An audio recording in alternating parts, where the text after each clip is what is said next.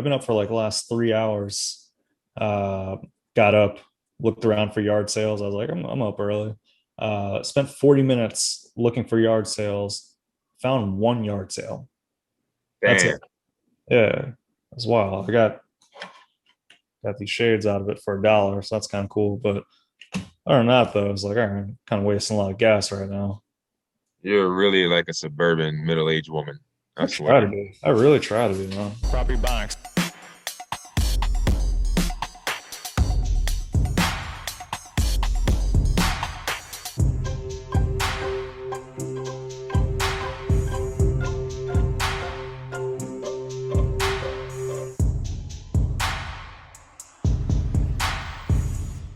But we're here now.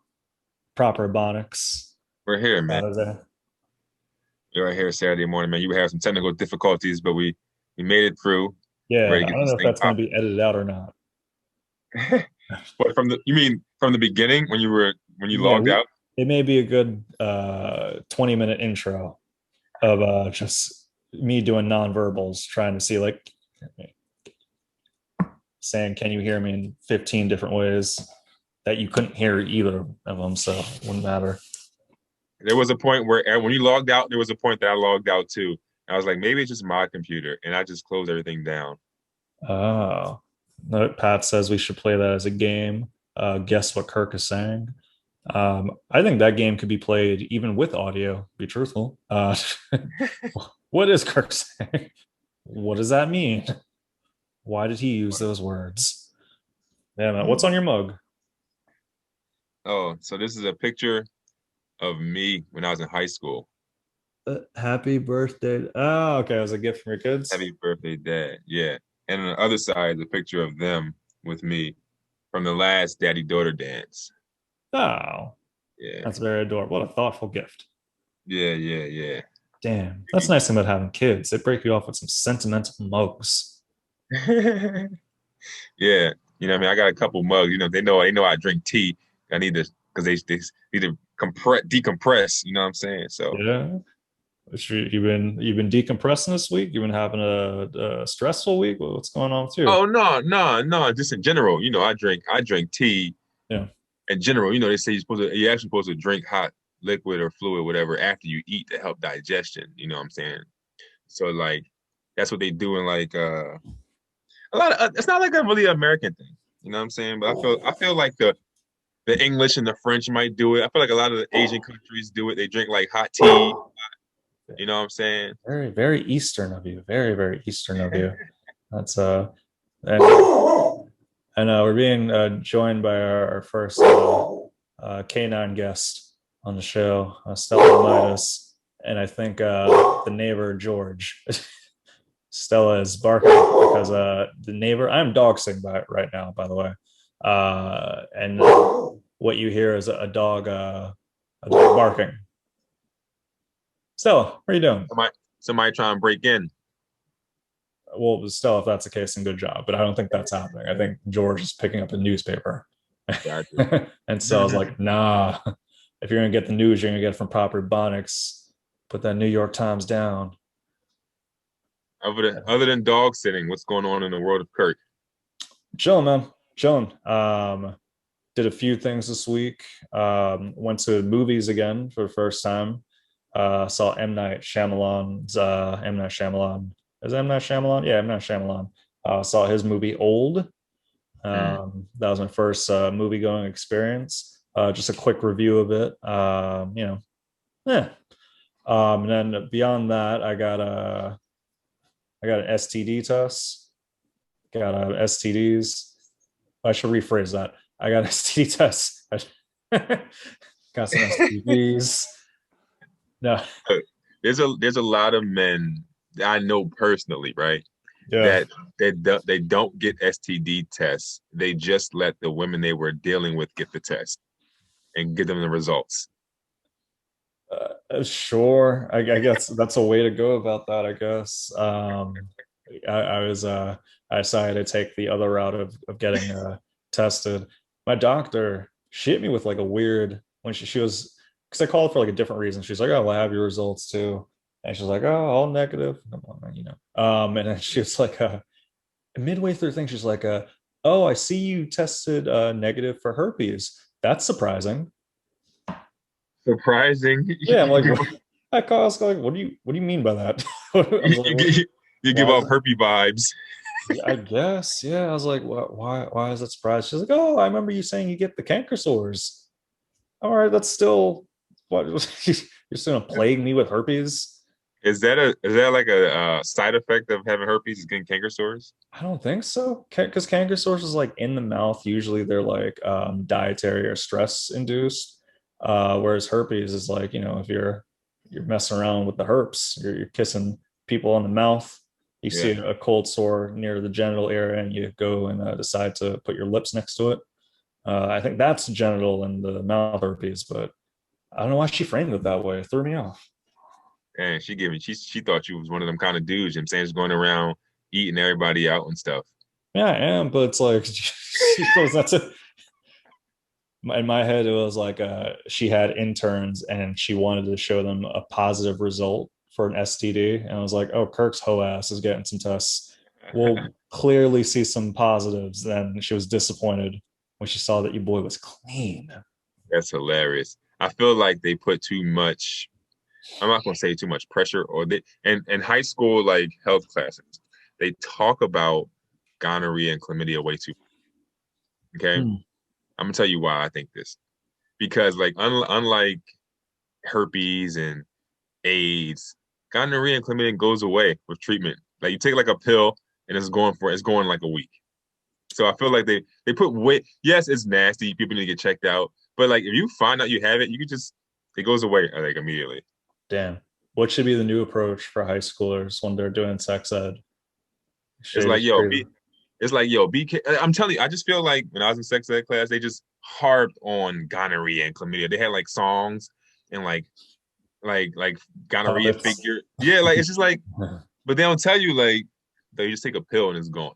But like HIV and herpes, those are the ones they need to like drill into their heads. Like these don't go anywhere. You know what I'm saying? Like, Yeah, that's I love the idea of like them making songs for gonorrhea and then there being like a character in that song just based off like antibiotics.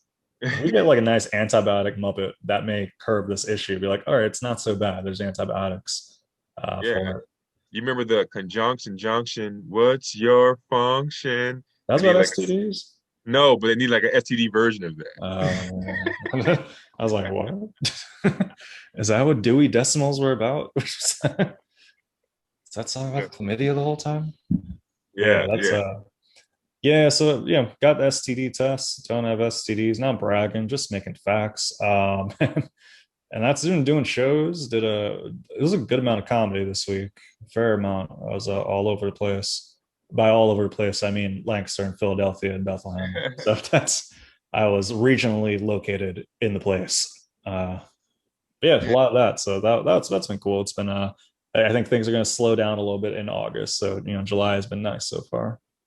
Why do you think things are going to slow down? Because the Delta variant? Delta variant, and I got two more dog sitting situation. I agreed to watch my mom's dogs for a full week Ah, on my birthday for one of them. I don't know why I agreed to that. I should ask her to pay me wait, your mom's going away on your birthday and making you do work? uh, Jeez. extra. Yeah, exactly. Yeah, she says like I have like an uncle that's somewhere. I don't know. I may have an uncle in distress right now, but my mom's gonna go. No, I don't think it's that bad. But they're going. I think Florida or Jamaica, one of them. So I'll be watching the dogs, which I don't mind so much. But part of me now that the day is coming up closer, I'm like, oh, maybe I should like request my mom, break me What? off with like a little money here and there. I mean, she might. What day is your birthday? We can get you some cash apps. Yeah, I'm August 22nd. So if you have a Venmo, or if you have like a pigeon, that's pretty good at carrying stuff. Send cash. I don't even want cash. On my birthday, I don't want cash. What am I going to do with cash? Send Everybody, me, you're gonna spend it. That's what you're going to do. yeah, send me socks. Send me socks. A new Afro pic. Send me kind words. Socks are a underrated gift. I love getting socks as gifts. Like Yeah. people make fun of like grandmas for giving out socks on Christmas. I love socks. Give me all kinds of socks. Like you can't go wrong. Yeah.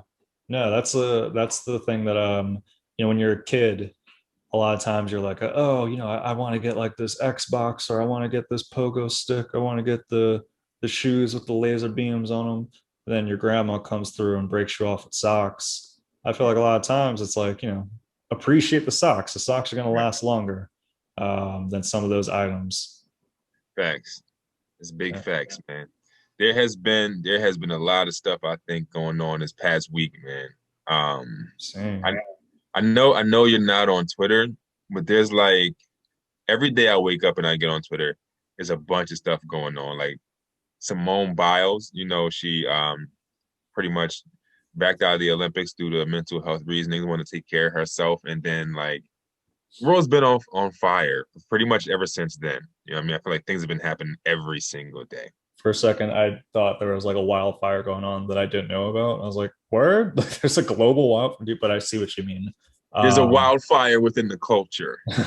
wildfire of emotions. Yeah. So I did hear about Simone Biles. So she withdrew citing mental health, but also she noted that she was getting what they call twisties, which is pretty much what gymnastics or what would that refer to? Gymnasts. Gymnasts, yeah. They refer to whenever they have a hard time identifying the rotation of their body when they're twisting around. Like their Ah, equilibrium is just like off. yeah. And I guess it's a phenomenon that happens for them. So she cited that and also the mental health part. And I guess the argument people are saying, there's one side that's saying like, why are you doing that? Why are you leaving America's team? Then the other side of it of like, she's done enough. What else does she have to prove? If she's saying that she's not fit to do this right now, then leave her be. Yeah. Yeah. I'm on that side. I'm on the Lever B side. Like I literally like I don't let social media get to me. But the way that I was seeing people comment about her negatively made me want to fight those people. You know Damn. what I mean? Because it's just like, first of all, you don't know what she's going through. Like, and you're being selfish if you think that she should stay in the Olympics so your country could win another gold medal. Like, she already got you there. You know what I'm saying? So I just feel like it's the people that they don't use their PTO days. It's the people that cash them out at the end of the year because they want money. They don't understand taking care of yourself. I That's think funny. those are people that have a problem with her. You know what I'm Yeah, saying? very much the tradition of like just continue to work and work your way through it. Um, I I don't necessarily know too much of what the criticism is beyond just like the surface level stuff that I see like on tabs and thumbnails of people saying like she's a disappointment to the country, which is like what? Yeah. If you can do a backflip, you don't even have to be in the Olympics. You just do a backflip. You're like living in Thornsdale and do a backflip. That's a pride of the country already. If you're able to do backflips enough where you're in the Olympics winning golds for America, you can't put that on someone. That's like Exactly. it's like insulting a vet, in my opinion. Like if you're like for the veterans and like rightfully so, you want to like care about the people that have served and all that stuff. I feel like a lot of times we got to give Olympians some of that same credit in some way. Yeah, I mean, I hope they get treated better than vets because they have nowhere to live most of the time and they get treated like shit from the government. But yeah, I get your point. You know what I'm saying? Yeah, But it seems to be always the people that they can't do what she does. There's the same people that they get out of bed and hurt their back. You want to talk about what this woman is doing, flipping all crazy, spinning all crazy, inventing new tricks. You want to come down on her? yeah, No, man. man. Like, That's a wild problem to have of like I never knew twisties was a thing. That's crazy. Of like, yeah, there's a situation where look, if you do enough twists, you may get some twisties, which is bonkers to me. I never realized that was a real issue. that's how I got my hair twisties. You're twisting around too much. And I was like, oh no, I don't know where to land. And then it just all went to your hair. Yeah, and another thing that people are forgetting that I think I seen, like they said, like she is like I think the last Olympian that's like had to deal with that Larry Nassar situation. You know what I'm Yeah. saying? So it's like she's been through a lot. I mean, cut her some slack. You know what I'm saying? Like You don't even have to I don't know. It's in my opinion. even if she hasn't been through a lot, you don't have. You know what I'm saying?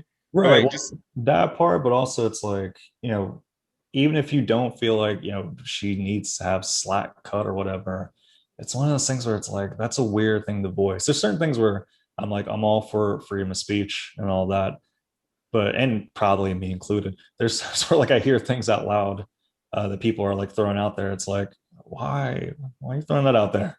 What Right. are you really trying to say with that? Yeah. So that's, shout out to her, won some medals. That's pretty cool. Do you think like if there was a comedy competition of sorts, something that we were competing in, and it was like a group effort, and it was like a oh, proper box that's going to be the anchor of this region that we're going to win koozies or whatever, and we had to drop out because we got a case of the twist or just hungover, and we couldn't do it that day. Do you feel that? How do you think that people will respond to us for doing that? And do you think that we would be in the clear? Do you think there'd be a level of, are we letting our people down? What's your take? One thing that I say all the time when I teach my kids this is that I don't care what anyone thinks. Like I don't care. Yeah. Like to do what I want to do and with my life and career, I can't care what people think. And luckily, this is just the kind of person I am. Like as a kid, I didn't care. I don't care what you think. Like I really don't. And when you care to the point where you're like, why don't I care? That makes me not want to care even more. You know what I'm saying? Mm, So it's like your best bet is to leave me alone. Like yeah. I don't care what people think at all. So if we need to jump out of the podcast Olympics, that's what we got to do. You know what I'm saying? Damn. There's some podcasts right now. They're getting pretty happy. They're like, oh, proper bonks are thinking about dropping out. Like, Trying to get that gold afterwards. I like to think that I don't care what people think to an extent. To an extent, there's definitely like, I think it depends on what the matter is. Like, there's some things where it's just like I don't really care so much if they think this. Then there's other things, and I'm trying to think of examples of them where it's just like, oh, that's like embarrassing, or I wouldn't necessarily want that to be displayed. And a reason for that is because I guess I do have a concern of what others may think and how they may treat me afterwards. So I think I fall victim to it on occasion. I think okay, so I think it's a thin line when you are caring what others think and putting your well-being aside. That's where the problem lies. That's So if true. Yeah. if I'm doing something that I love to do, something that I nice shades, I can see your background through your shades. But like if I'm doing something that I need to do for myself, something that makes me happy, something that makes me feel better, I don't care what you think about that. Like, you know what I'm saying? Like if I trip in the middle of the street and I fall and I hurt myself, people laughing, yeah, I might care about that. But like if I'm doing something to better myself, I don't care what people think. Does that make sense? That's a good way to break that down. That is a good, yeah. No, I think that's a perfect way. Yeah. I was about to, I had an embarrassing situation this week, and I was about to disclose it because it was an example of like, oh, well, I don't really want that out there so much. But then I just realized, damn, am I snitching on myself? Would you got to say it now. You can't go this far. Watch me. Watch me go this far. Um, I'm with you. We can discuss it later. Um, Another thing that's been going on, I don't know if you've seen this. I sent you this earlier. Um, the baby has been has been going through the ringer the last couple of days. You see what he did? no. So he was performing at Rolling Loud on, I think last weekend, he's performing at Rolling Loud, huge festival in Miami or whatever. And he was doing a call to action with the audience. You know how they'd be like, put your hands in the air, or just like a callback with the audience, whatever. And he was saying some very, very controversial things. Oh. What he said. He was like, if put your cell phone lighter in the air. If you're not out there sucking dick, if you're not out there giving head in the parking lot, put your lighters in the air. He was like, if you don't have no HIV or no AIDS, put your lighters in the air. And he was just like, and yeah, he caught a lot of flack for these statements. You know what I'm saying? The LGBTQ community was on his top this week. He has been there's been a lot going on with him. He he tried to like apologize, but it wasn't really like an apology. He kind of was just like doubling down. He was like, "Yeah, I mean, I'm not disrespecting none of my fans because none of my fans would have AIDS," and I'm just like, "What?" Like, and then so then like Chris Brown like was coming at his Uh, neck. Wait, Questlove, look, this Chris Brown, the rat, like the singer, he the was singer like, "Hey, don't say that to baby." he posted he no Chris Brown posted like, "Yo, do your songs and get off stage with that nonsense." You know what I'm saying? Like Wow, that's surprising. Yeah, hey, shout out to Chris Brown, I guess. I don't know Listen, about that. no, I guess he's trying to clean up his act because he was right on that front. You know what I'm Yeah, no, saying? good But for him on that one. That's a good message. this is the part I thought was hilarious. Questlove put a post up like he used to like the baby, but now he's not fucking with the baby no more.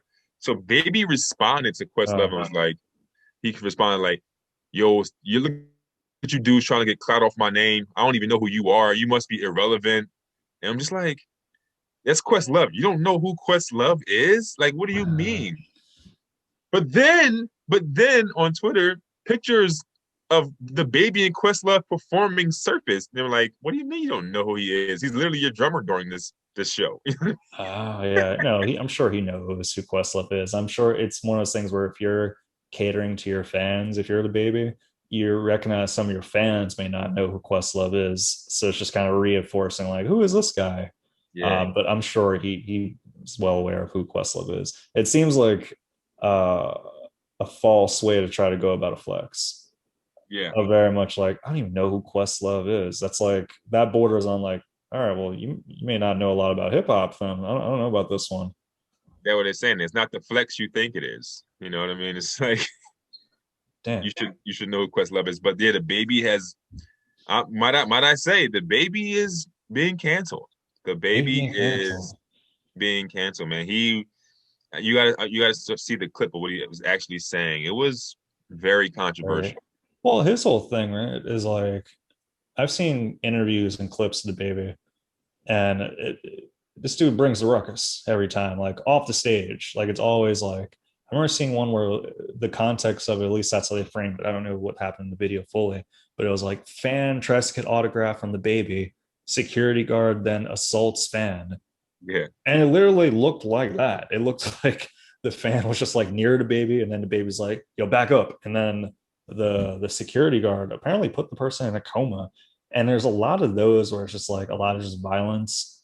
I don't know. I'm not crazy about that. I'm not really crazy about the baby's music. I can recognize that it's cool for some people in a generation, but it's funny enough. It reminds me a bit of Chris Brown in a way of like when you see artists talk beyond their music yeah, and like you kind of get an idea of who they are as a person. It's just kind of depending on how they act, it could rub you a certain way about the music. yeah, Yeah, like for a while, I didn't really rock out with Chris Brown because just like beyond the Rihanna thing, it was just like hearing some of his interviews. It's like that's kind of I don't really care for that. It kind of rubs you the wrong way. It seems like people are feeling this way about the baby. yeah. It's demise of the baby. Demise of the baby. Demise It's of the baby. Brought to you by yeah, Plan B. yeah. Brought to you by PE, but that's what it is. Uh, Listen, man. I haven't like I don't have any his music on my phone, nothing like that. I don't. But what's like like a I song he haven't. does? What songs do you have? Yeah, what's like a known song that he has? Oh, you got that one song, Shug. You It's ever hard heard? to. It's hard to. I don't know. Damn, is this how he's feeling about Questlove? Where he's like, damn, can I even name a Questlove song? I don't even know the root song like Yo, that.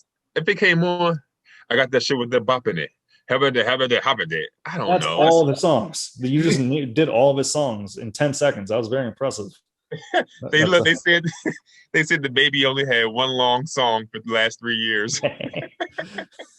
it's pretty impressive. Pretty impressive.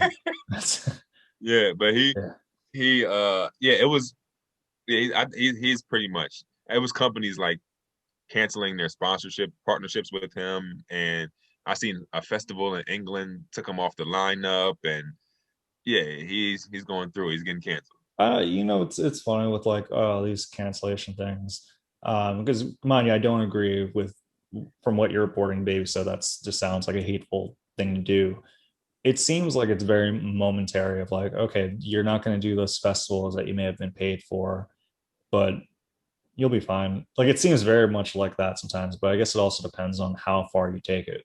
If Chris Brown was able to like do that and still be fine, it's one of those things where it's like, oh, I don't know, is it really worth it?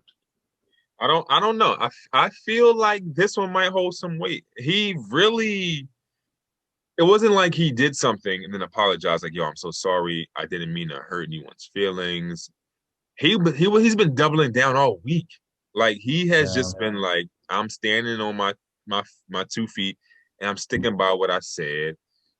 I didn't yeah, it ain't looking good because like he also I forgot this part during his Rolling Loud performance. I think he performed after Meg The Stallion. He brought out Tory Lanez during his set. Oh, the Canadian The rapper, one right? the one who shot Meg The Stallion. Who Oh, snap. yeah, the one he's pretty much been canceled since that. You know what I'm saying? People don't rock with Tory Oh. Lanez no more since he shot Meg. And he brought out Tory Lanez during like after Meg's performance, just like, yo, Wait, so Megan Thee Stallion was in the same venue? yes, Oh, geez. which I think this breaches their like protective order against each other. Like Tory Lanez can't be that close to her. Oh, geez. That's kind of wild. So after he brought out Tory Lanez, he then proceeded to alienate and disrespect all the gay people and It was disrespect. wild on that day. Sheesh. Yeah, man, it's been a long week for him. That's what I'm saying. Like this cancellation, I think is a little different. Like it's because yeah, he's Speaks to been his just person. Speaks to his person a little bit. And I'm yeah, not, yeah, I mean, beyond not really being a fan of his stuff, while I'm very much like, oh, the cancellation thing is kind of silly. In this just cases like this, where it's just like, all right, continuous, kind of like a display of hatred, seemingly. It's not even necessarily like, oh yeah, let's cancel a person. It's just more like personally, I don't really want to see that as much, so I'm probably not yeah. going to seek it. I'm not going to go to a concert with the baby. Um, I'm not going to have a baby. I'm sick of the baby, so I'm good. Just going to adopt a teenager. Honestly, I think if I ever, this is kind of a side topic, but I don't know if I'll ever really have kids. But if I adopted, I'd adopt like an 8-year-old. Yeah. Yeah, I don't know. I just think of like Mike and Jonathan Lipnicki, and like they're trying their best, and they're like 8 years old and all that. I don't know. I think it'd be cool to adopt like a kid already that's there. Listen. Kids Nice are plan great. on had kids. Kids All are great right, once. Pat. I was saying kids are great once they can go to the bathroom on their own and feed themselves. So it's not a bad idea. Yeah, no, all that like preliminary stuff where like you have to like change them, and they're like, I don't know. I don't know how you do it. Props Yeah. to you. Props to you. Yeah, it's rough, you know what I'm saying? But I'm far past all that. You know what I'm saying? Yeah. Well, oh, I'm sorry. Go ahead. I was going to say, speaking of kids, um, Lil Boosie's had beef with Lil Nas X because he feels as though Lil Nas X is setting a bad example for the children for being so open about his sexuality. So Lil Boosie said that next time he sees Lil Nas X, he's going to beat him up. Jeez. Yeah, Jeez, Lil Boosie. yeah, he was. Lil Boosie was the same one that was like he said he was going to hire a prostitute for his like 13-year-old. Lil Boosie is the same one that hired a prostitute for his 14-year-old. He he hired them to give his child fellatio, and now he's talking about Lil Nas X is the bad example for kids. Yeah, that's him. Oh, yeah. It sounds like it's mainly kind of just homophobia, right? Because Yeah, Lil this Nas is X, he's gay, right? yeah. Oh yeah. Yeah, no, that's a garbage thing. And Lil Boosie, that's one of those things where it's like, yeah, that's expected. It's like Lil Boosie, not really known for rapping anymore. He's like the phase on love of hip hop, where it's just like, oh, I'm just gonna come out and just say some things. I'm gonna mention some people, get my name out there on Twitter, get some subtweets that'll get me coasted for a good 3 months. Attempt to make a song. I'm not gonna trash a dude's music because he actually does have some stuff I like.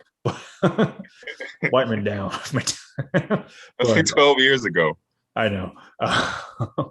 but yeah, it's that sort of thing. It's like, well, it's not surprising. That's you're making your whole thing off just speaking on other people. When you're bringing violence into it, a mixture of a little bit of homophobia as well. Not surprising, but still disappointing.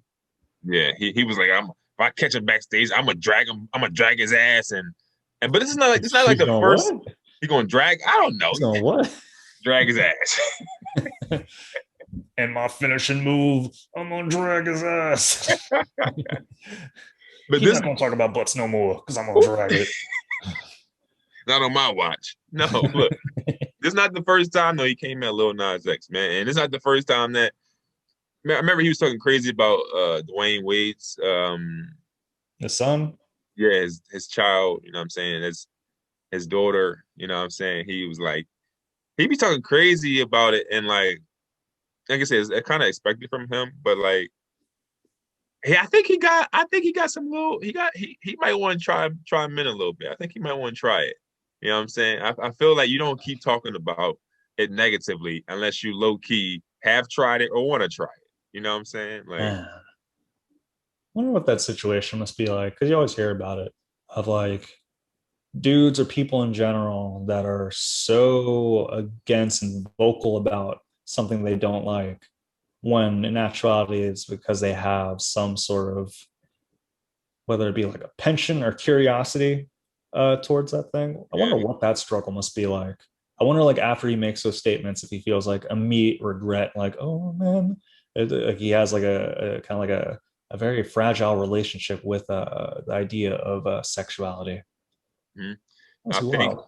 yeah, I think he does. I think something might have happened to him as a kid or something like that. He might be going through his own struggles or something. Like it has to be something for him to just be so vehemently against someone else living their life. Like it has nothing to do with his life. Like, Hmm. or maybe it does, and he can see it, and that's Yeah, why. he's saying it's affecting the kids. That's a he's a. I love how some people it's like because everyone's kind of like the hero in their own story. Yeah. He's like, yeah, I'm the hero right now. I'm gonna save these kids by dragging that ass. I'm gonna drag that ass up. It's one of my favorite sayings now. Drag that ass up. Damn. Yeah, I don't man, listen, man. I don't follow him on social media. I don't follow him on Instagram, nothing like that. But I just see it on the great through the grapevine. You know what I'm saying? Yeah. Well, that's it. Kind of ties into something I wanted to touch base with you on, and this could go into like a little bit of a comedy thing too. That Of wasn't an like, accident. That was I not an know, accident. I know. I saw your nonverbals. I saw your nonverbals creeping in. I was like, ooh, all right, this is synergy right here. So the idea of like of following people. Now I have a general rule when it comes to like Instagram, and if I had Twitter, it probably apply to that as well. If an entertainer or some sort of performer, mainly comic, follows me on Instagram, I will give them a follow back. Just knowing that like, okay, that's a part of it. Of like, for whatever reason, the whole idea with social media is to kind of obtain as many followers to create your content and have eyes on you sort of thing. And if they're gonna give you that generosity of checking you out, even if you don't check their stuff out regularly, kind of give them that digit back. But when does that not apply though? When can we say that it's okay to not follow someone back in comedy? Are you talking about specifically other comedians? Yeah, let's focus on other comedians. I do it all the time. There we Um, I I have my rules. So I probably follow back 75% of the comedians that follow me, mainly because I know them. Like if I know you, I'm following you back. That's as simple as that. Yeah. When I get like a random follow from like Susie in like Iowa, and she's like Oh, Susie.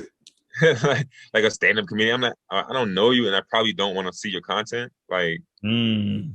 that's just it for me. Like it ain't no beef with her, but I mean, I got 14,000 followers, and I follow like 4,000. So it's just like I don't follow everybody back. But if I know you, and if I know you and you're a comedian, I'm gonna follow you back. If I see you around the circuit, but I might not like if I see you we're on the same circuit, I'll follow you back. You know what I'm saying? But like if you just like this, I'm not following every comedian back. I'm just not. Now, Like what if it's shout out to Susie. What if it's a comic that you see around that's in the circuit, but you don't necessarily enjoy their material? And following them back means that you're going to be seeing more and more of their line of comedy. Is there Um, any room for not following that person back? yeah, I won't follow them. I won't Mhm. follow them. If I Yeah, man, I protect what I put into my body, whether it's physically, eating food or seeing and hearing things. So if I don't like what you have to say, I don't want to ingest that. You know what I'm saying? So like I'm not going to. It's a good way to frame that. Good way to frame that. Yeah, and So I'm on the same line of it for the most part. I think generally I'm pretty lenient with like, because I'm just seeing like, oh yeah, follow back, that's nothing sort of thing. I'm like, if it's there, I'm never gonna realize it until like if they drop a bunch of content that I don't like or whatever. Or they surprise me and I do like it. But I just kind of see it as like, oh, okay, they're I see it as like supporting the local artists right, in a lot of ways. But there are times though, a few times recently actually too, where it's just like I've seen the people live and I'm like, I'm not really crazy about that. Kind of like the whole the baby thing, where it's like not only am I like not crazy about it, there's times I'm gonna sound like an elitist with this one. I'm really the Tony Soprano. I'm watching too much Sopranos, bro. Um, I was at a showcase actually. It wasn't even a mic. It was a showcase, and there was a comic before me, like I think two or three before me, and I watched with anger. mm, I watched with anger where it was just like they weren't saying anything offensive, but it was just like, oh wow, I really don't like this. And like I started just like getting to the point where it's like I'm seeing it as like, okay, well, they're doing this prior to me going up, and it's a free show, so people are gonna leave. People can leave yeah, if they're seeing that if they think that this is going to be the what's going on for the rest of the show sort of thing. And I recognize most of that's on me. Like that's if you're out there watching comedy with annoyance. But there's times with that too where it's like, all right, well, I want to really be truthful to myself. If I'm going to be like, oh yeah, I want to see more of this person when I'm not in the same venue as them. right. Um, which I gotta So say, what you're saying is you're not going to follow this person. in this case, yeah, no. And yeah, that's an example of one where it's just like, I wouldn't really want to do that so much, but I'm also catering to the diplomatic side of it of like, just a number out there, keep things fresh. So do you just not think that they were funny, or you just didn't agree with what they were saying? Because I say that because for me, my bar for comedy is so high. I follow back a shit ton of comedians that I don't think are funny. Right. So like, so what you if was it for you? It's just like, yo, I don't think he's funny, or I just was uninterested, or what was it?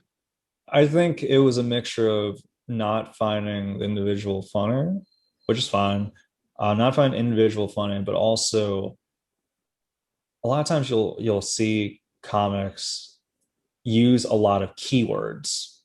They use a lot of keywords that maybe you have like a bid on, or like you plan on saying a certain word in your set, and when you see them using it for you for and how you're deeming it as like not very in a good way, it's just like, all right, well now you're spoiling that word. If we wanted to, if say if I'm doing a bit about psoriasis, and then the comic, that's what we're mentioning, all that stuff, just mention psoriasis a bunch of times without really doing a joke about it, just mentioning it.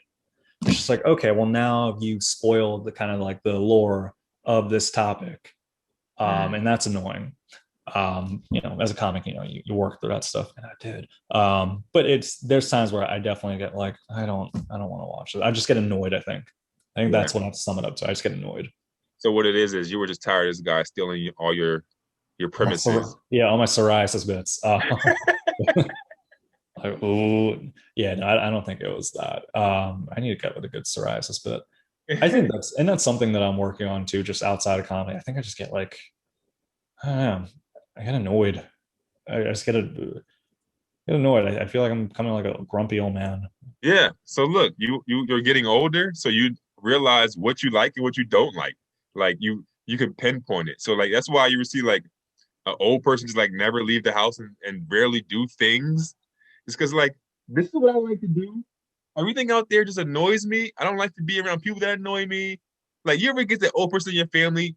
They rarely come around, and when they do, they're just like quiet, just like because they know they don't want to deal with this bullshit today. You know what I'm saying? Because they know what they really like, what they don't like. So it's not. It's just normal, I think. The idea of that bums me out though, of like having that. I don't No, know. it's not a look. It's not a bad thing. Like, I'm not saying you should like become a hermit crab and stay in the house. What I'm saying is now you just deliberately do a bunch of things that you like to do and be around people you like to be around. Like when you're younger, you go where your parents tell you to go or wherever they take you. But when you get older, you can do what you want. You know what I'm saying? So like you wouldn't normally go to this comedian's show and watch him. You know, you kind of had to be there. You know what I'm saying? So Right. it's like you put like when you get older though, you can benefit by putting yourself in a situation that you want to be in, if that makes any sense. No, it does. It does. I think it's just some that's the one thing I definitely get down on myself for. I drag my ass for. I'm ever dragging my ass for this reason. No, just like sometimes it feels like the threshold is getting shorter and shorter sometimes of just things that like that I'm like it annoys me that I get annoyed over certain things. So that makes any sense. There's Yeah. times where it's like I wish that I was more uh open to this, or I wish that I wasn't as irritated or perhaps even judgmental of certain things, and I judge myself because of that. And those are one of those the situations where it's like I kind of wish my brain didn't take me to that negative space when faced with some of those issues. And it seems like sometimes it gets more and more as I get older. I don't know what to say about that. I mean, maybe that could be a goal that you work on. You know what I'm saying? Like if you feel like your brain's taking you down the negative road, maybe when you feel that going that way, you can just stop and think like, all right, we're not going to go down this path right now. And maybe I don't know, maybe just try to work on it. You know, it's you can pinpoint the issue, so now you can resolve it. You know? That's something I'll keep in mind. I'll try and all that stuff. We'll see. Yeah. Shout out to all the comics out there. How do you feel when a comedian doesn't follow you back? You ever had that happen? uh yeah. Sometimes it's like it makes sense of like there's times where like I'll follow like a known comic and I'm like, oh man, well, maybe they just don't know my stuff's merch, or like I see as like how you mentioned you have like 14,000 and you only follow a certain amount. There's times where I'm like, yeah, that's whatever. I'm mainly following because I like their content. What about somebody that you know personally though? Like somebody you met at a show and they just didn't follow Yeah. You know what? That's happened a few times. And it definitely has crossed my mind of like, oh, well, that's kind of annoying. Of like, all right, well, or do they think I'm garbage, or like, do they just wouldn't be able to do like a courtesy follow back, especially if you've talked to the person. you? Yeah. It's like, okay, we've communicated, we like had conversations. Yeah. So yeah, I guess there's a little bit of like, not think less of them for it, but I'm just like, it kind of makes them a little bit less favorable in my eyes. But it doesn't happen very often though. You know what's crazy, yo? I feel like it happens to me a lot. Really? Yeah, and I would think that it wouldn't, but like I'll meet people. Like it happened a couple of times this week. Like I've made people, like up in New York. I'm saying I'm trying to get to know people, and haven't scratched the surface of meeting all the like. I'm never gonna meet all the comedians, but just trying to get my face out there, let everybody know who I am and things like that. And like part of my whole game plan is like meeting you face to face, introducing you, and following you. Like that's just like part of like what I'm saying. But then like I feel like they don't follow me back because like they'll like look at my page and be like, oh, he's not a regular stand up. He's like doing some internet shit too. You know what I mean? Like Uh, I don't like I feel like sometimes they may look at my page and be like, he's an Instagram comedian. I'm just like, no, like I'm a stand-up comedian with an Instagram. You know what I'm saying? yeah, and people have their own criteria for what they want to follow and don't follow, sort of thing. And that may be you may be thinking like, oh, they're looking at yours and thinking like, oh, he's an Instagram comic. That may not be the case. Maybe they're just simply racist. So That could be it. it's That's just probably what it flat really out is. racist. Because they're all the white people. Black people always follow me back like immediately. But It's the white people. You're right. Yeah. No, and it's, to be fair, because I get that too. I assume like if someone doesn't like follow me back in that situation, they probably like a lot of times people just look at the numbers that you have, like, oh, they have so and so followers or they have this amount of posts of like they're not really on here, so let's not follow them, sort of thing. But to your point of like you want to be in control of what you see and what you take in. If for whatever reason they see something they don't want to take it in, then that's fine. It's a good point, Kirk. You just settled it for me. Actually, they probably just don't want to see what I'm posting. Yeah. That's a bummer though. I think people enjoy what you're posting. I know people enjoy what you're posting. You're one of the people that like I just send a random thing from your page to like one of my friends independently, and they're like, haha, like they enjoy the stuff. So I think people dig your stuff in that way, man. Um, while we're talking about all these, let's get in a quick little segment. Let's get in some prop suggestions.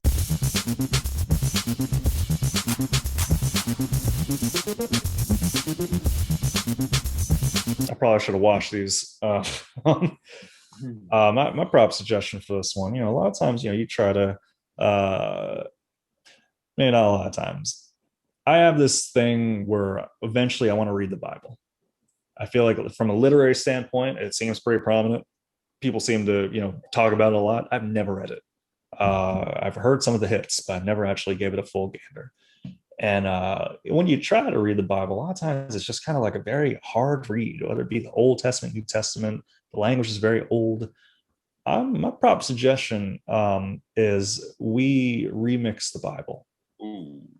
Remix the Bible, like we maybe not remix, do a little reboot sort of thing of like just it's been a few years now. I'm thinking we select a group of philosophers and theologists and just have them retell the Bible with some more literary devices. Maybe get Stephen King on the panel. I don't know. And then that way, it's like okay, it's more of a easier read with the same points. Same points. You could put all the quotes in there, but I think it could do a little bit of a reboot. It'll refresh the Bible a little bit. Yeah, I mean, I could see a Tyler Perry version of the Bible. I think that'll be pretty good. You know what I'm saying? I remember they had they made the King James version. Yeah, I think that Tyler Perry LeBron James version would be good. I I think that. think that would be nice, like David versus Medea. I think that would be kind of like a cool thing to do. I think how many readers you get in new audience members of like I don't know. You see all these young kids, they don't know Quest logos and all that stuff. Sometimes you just got to get something in there to just refresh the system. Yeah, Maybe bring religion back. Who knows? If we refresh the Bible with Medea, religion may be back. right. But yeah, I like that. Goliath goes to jail. I can see that. Yeah, That's yeah. Might be on something, but I think that's a good idea because I might have been like 11 or 12. My mom takes to church all the time. I remember this one time I was like, yo, I'm gonna try to read the Bible. I got to like page 3 of Genesis and I just stopped. Like, this is insane. You It's know? like, yeah, no, it's like, and you know what? From like the little stories, not little stories, but stories I do hear from the Bible, I like story of Job and all that stuff. I'm like, yeah, it's kind of wild. This is, Yeah. and not only wild in the sense of like it's exciting, but there's some like good moral lessons in a lot of ways in there. Religion aside, just from like a book standpoint, it's like, oh, all right, that's kind of it. It reminded me very much of and shout out to I just happen to have it here. Shout out to Dostoevsky. I know it's on the ground.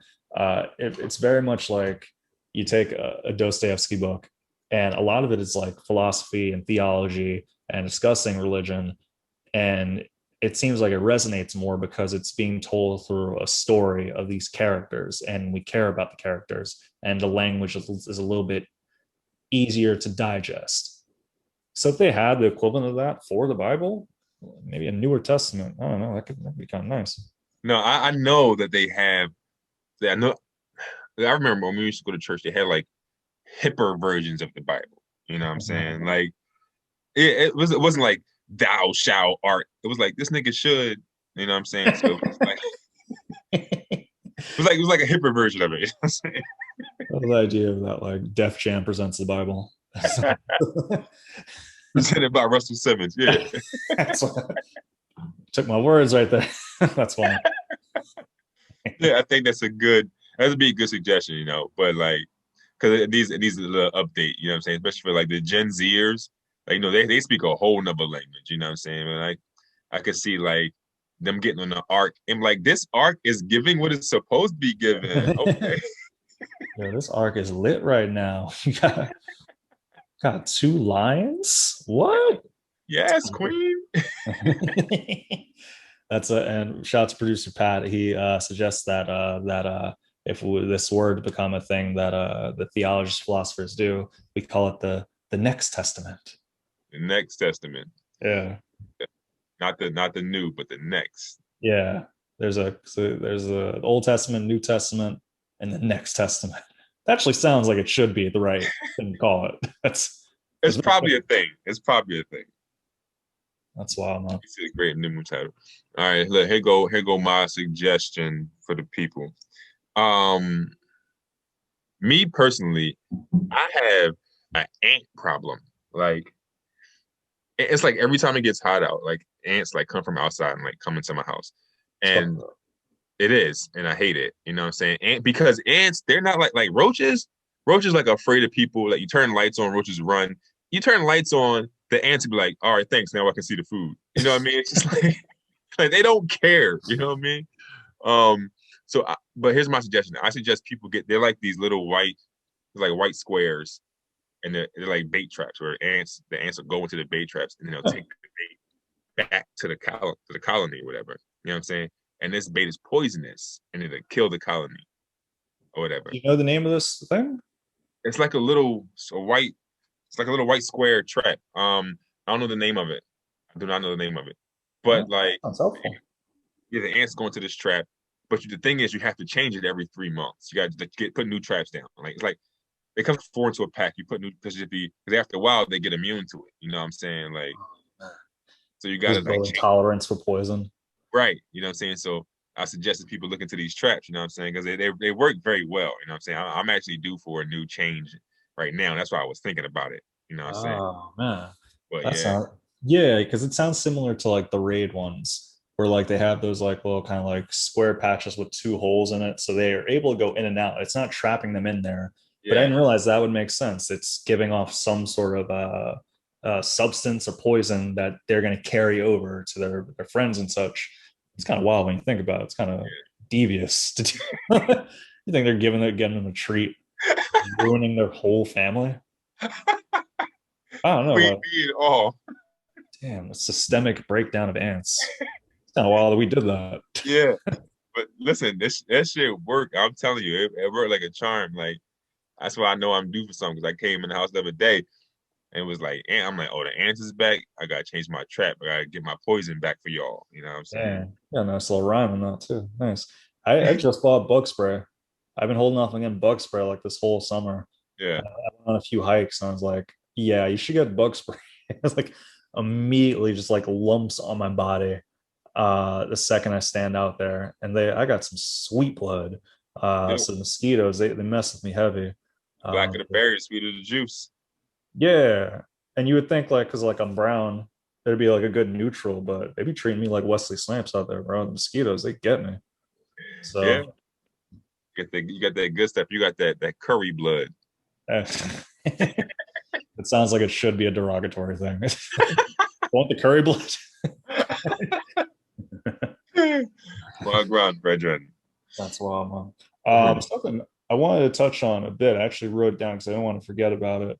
Do you see I know we've talked about it before, and this is one of my favorite topics. And I found out they did a documentary on it that was released last week on HBO. Woodstock 99. I didn't get to watch it, but I did see about it. So I do want to watch it. Did you get to check it out? I did. I watched it like immediately after hearing it was a thing. And yeah, I think, and producer Pat, thank you for correction on that. I think technically it's a docu-series that focuses on different events in music. And their first episode focuses on Woodstock 99. But it's like a film in that it's like over an hour and a half. And they get like the promoters at the time, the artists at the time, some of the promoters from the original Woodstock and the one from like 94. And pretty much it details like that point in time in life of like, we want to recreate this idea of what people deem this magical moment in music of Woodstock 96. I'm sorry, Woodstock 69, and even down to Woodstock 94. We want to create that. It was a big event and got a lot of money and whatnot. Let's do it again, but make it a little more contemporary. In 1999, the contemporary, that was when we were seeing the Kid Rocks, we're seeing the Limp Bizkits, we're seeing the Korn, Lance Morissette, Jewel. We're seeing a lot of different artists out there, Wyclef, DMX. Every time we see that footage of where they have the caption like "Watch DMX performing for a country," it's him at Woodstock '99. I know exactly what you're talking about. Yeah. Yeah, and it's just like because they had, I think it was like in Socrates or near Socrates, New York. I think technically may have been the town of Woodstock. I'm not too sure on that part of it. The big controversy with this one is that there were a lot of damage done. They were selling water bottles for $4. There was a shortage on its resources, not only for people but for like bathrooms. Security were outnumbered. It started getting a little bit violent. There was a high number of assaults that happened, to the point where a lot of the concert performers, they were telling people on stage of like, hey, if you see a woman, crowd surfing, that doesn't give you permission to grope them. And then alongside with the footage of people doing those things. Yeah. I've always heard about it, I've always read about it, but this documentary with the footage that they have that I believe hasn't been seen before, it's a bit more eye-opening. It sounds like every music festival though. Yeah, in some sense, I think this one was a little more chaotic. Like they did a comparison of like Woodstock versus like the first Coachella that happened, where it's like the venues were set up for it. They're going to give you water at the entrance. So I think a lot of times after this event, a lot of events afterward kind of modeled themselves after not being another version of Woodstock. Gotcha. Yeah. I mean, I gotta check it out, you know what I'm saying? Yeah, it sounds like a lot going on, a lot to dissect, you know what I'm saying? Was that the last time they had Woodstock 99? I think so. Yeah, I'm sure. I think they tried to do it again for the 50th anniversary. So I think May 2019, but something didn't work out. And the promoters, they caught a lot of flack because each day, it was a 3-day festival. Each day they would have a press conference of like, all right, let's talk about what happened last night. And then by day two, it's like, all right, clearly they're going to get some negative press for this one. So you start seeing them be more and more argumentative with the press as it went on. But it was interesting. It was interesting and nostalgic in a lot of ways. In my personal opinion, I think there's times where it felt a little kind of over dramatic in the sense that it was very much like they started talking about like Kid Rock and Limp Bizkit and how they came to be, and just the idea of them using hip hop as a launching pad to kind of further the idea of angry white men with nothing really to be angry about. Right. Which got some truth to it too. Sounds about right. Sounds about white to me. I say that as like someone, maybe because I grew up listening to Kid Rock and Limp Bizkit. I'm like, oh man, like why are we putting all the flack on them? And it's like, if you're, and this kind of ties into my question about it, if you're hiring a particular artist, whether it be comedy or music, and that's what they do, Limp Bizkit for what they do. This is what they are known for getting rowdy. They're known for kind of being not necessarily anti-peace, but definitely not pro-peace based off their lyrics. Is it their responsibility then to kind of calm a rowdy crowd if they're going there to do what they're hired to do? No, it's the venue's responsibility. I feel like as a performer, if I have a joke or something that makes people rowdy, yeah, like, you should be ready. You know who I am. Like, especially if I'm Limp Bizkit, they got a song called "Give Me Stuff to Break." Yeah. You know what I mean? Like, crowd went crazy for that one, by the way. They show little footages of that, but you could watch it on YouTube too. Just their performance of that song, it goes bonkers. It seems scary. It seems kind of to be in the crowd for that, but also fun. It's funny you said it seems scary because before we got on the show today, I watched a clip from people at I forget the one at the Lollapalooza is going on right now in Chicago. Yeah. And they were showing a clip of people being carried out who've passed out. You know what I mean? Like, and I just think when you say it's kind of scary, I was thinking about that, like how many people actually passed out and had to be carried out. You know what I'm saying? Yeah. And it's like, how do they get medics there as well? Of like, if you're like in a crowd with like thousands of people and you're in the middle and you pass out, you're not going to get immediate attention. Yeah, Especially, if the performers up there are, being like, break stuff. It's like, that's not going to be the priority there. So that element of it, of just like the dehydration and just the rowdiness, that part seems legitimately kind of scary. Not to mention if you're a woman out there and then people around groping you, yeah, I think that's kind of wild. Yeah. One thing that it's some people say it's over traumatization of it. They tied in Girls Gone Wild, like the series Girls Gone Wild, because it was like, hey, there's a lot of flashing, and then it kind of went into this tangent about how Girls Gone Wild created this culture that was kind of like made it kind of redefined what the idea of femininity is supposed to be, and like what women are supposed to do in terms of like, like, oh well, you're supposed to flash to get males attentions and all that. I was watching it with a lady friend, and it was very much like it kind of like sparked the idea of like, is this, because some people could watch that documentary and frame it completely different, of like, oh yeah, women, they're flashing and it's empowering. yeah, It's an empowering thing to do, to have control of your body. And it's not always going to lead to like this toxic thing where you're getting groped left and right. But it was interesting to see how this documentary framed it, because they're clearly kind of demonizing the idea of that, and the idea of just the concert as a whole. The concert is kind of seen as the bad guy yeah. in the documentary. So once people watch it, message PE, because I'm curious to hear some of their thoughts on it.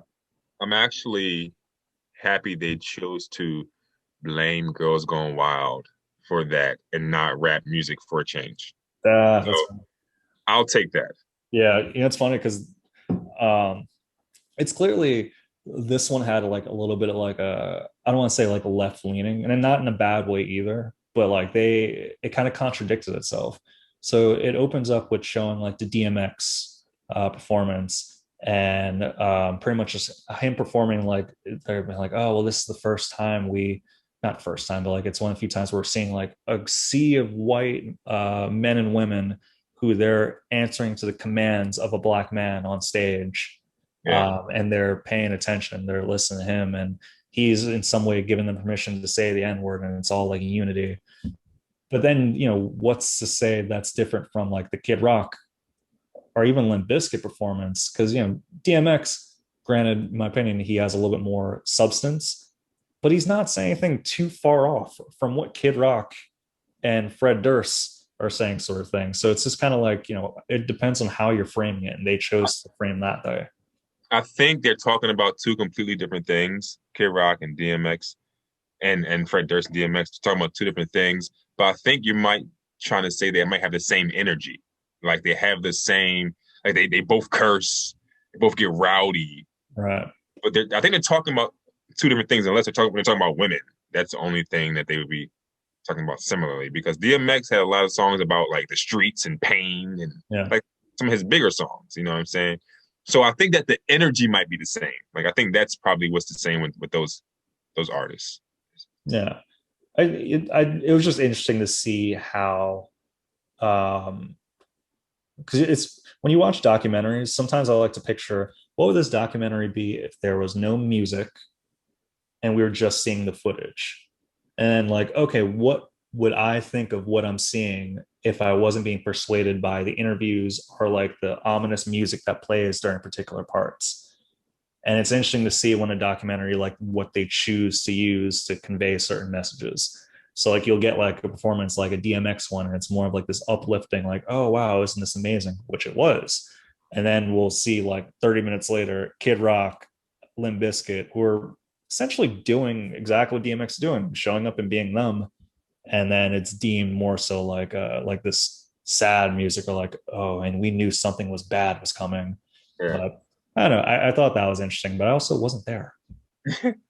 Yeah, well, I need to check it out. It sounds, I Yeah. wanted to watch it I should have watched it before we talked about it today, but now I'm even more excited to check it out. So I Bro, will. message me once you do watch it. I'm still riled up. Woodstock 99 is one of my favorite topics. Yeah, And it's crazy that they ended up making a documentary over it. So definitely fill me in when you do. I'll probably try to do it tonight. So I'll probably do it tonight when things settle down here. So Nice, man. Nice. check it out. Yeah, Yeah, man. but I'm going to dippity dip. Yeah, Uh, dippity dip. Yeah, it's always nice dippity dip. Man, it's dippity dip too. I gotta go to the grocery store and get some groceries for this for the doghouse. you think you're slick, okay? You went to the yard sale today and you went to the grocery store today?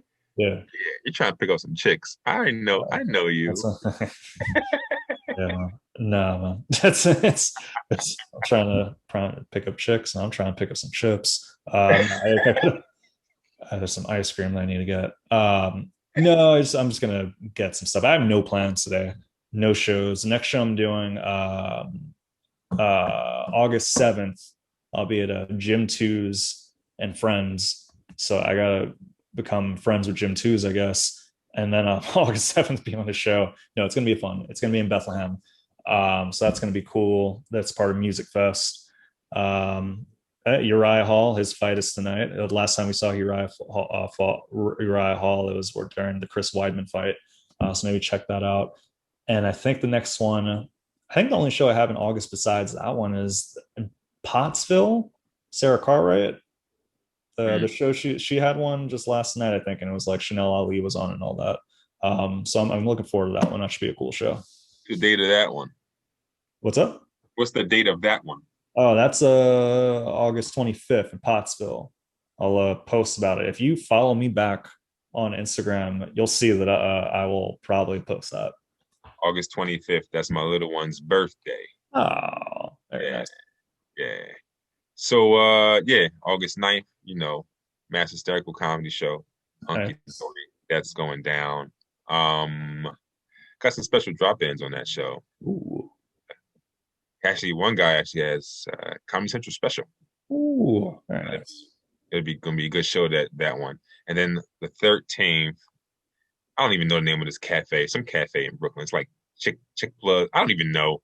Chick Blood Cafe. I don't know. Chipla, like Chippa. I don't know. It's some cafe. I don't.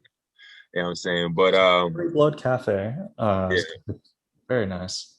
I be popping up all over the city though. So most of my comedy nowadays is me just popping up at shows with people that, you know what I mean. Like, so my one homie, if Ant got a show, I'm tagging along. I'm gonna pop over there with him and just trying to meet everybody. And Yeah, man. You're doing the right thing. You're doing the right thing. So I'm sure it's going to be a good turnout and such on these comedy streets. And if you've made it this far, thanks for listening. My name is Tony Soprano. I'm still killing myself over it. Not actually killing myself, but still, the bones in my body ache.